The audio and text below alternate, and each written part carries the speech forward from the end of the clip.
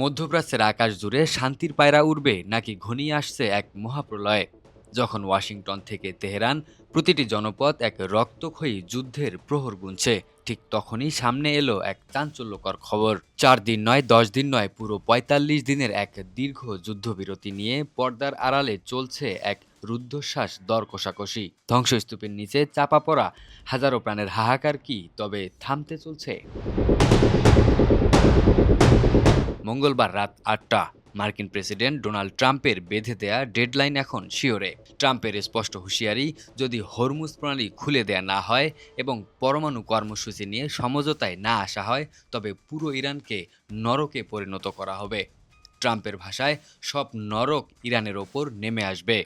সামাজিক যোগাযোগ মাধ্যমে মার্কিন প্রেসিডেন্টের এই বিস্ফোরক পোস্টে বিশ্বজুড়ে যে ত্রাসের সৃষ্টি করেছে, তেহরানও তার জবাব দিতে সময় নেয়নি। পরিস্থিতি এখন এমন এক পর্যায়ে যেখানে কেবল একটি সই অথবা একটি মিসাইলের ট্রিগার নির্ধারণ করবে আগামীর বিশ্ব।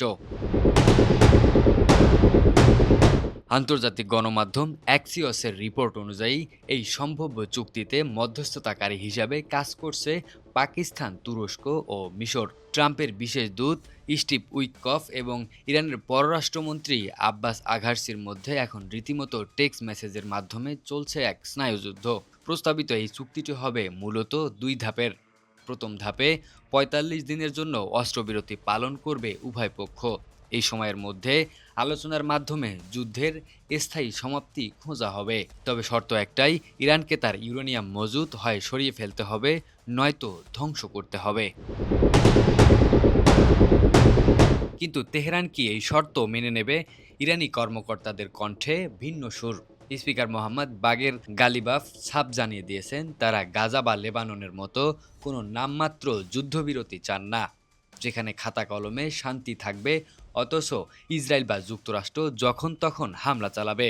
ইরানও বসে নেই।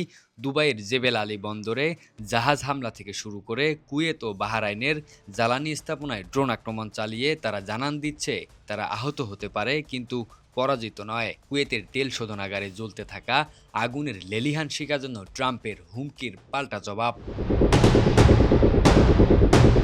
হোয়াইট হাউসের অন্দরমহলে কান পাতলে শোনা যাচ্ছে অন্য খবর।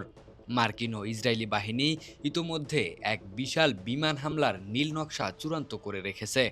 আঙ্গুল এখন কেবল একটি ট্রিগারে। ট্রাম্প দম্ভ ভরে বলছেন, হয় চুক্তি করো, নয়তো উড়িয়ে দেব।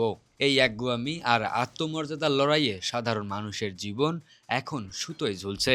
বিশ্ব এখন রুদ্ধশ্বাসে তাকিয়ে আছে, শেষ পর্যন্ত কি কূটনীতির জয় হবে নাকি আগুনের?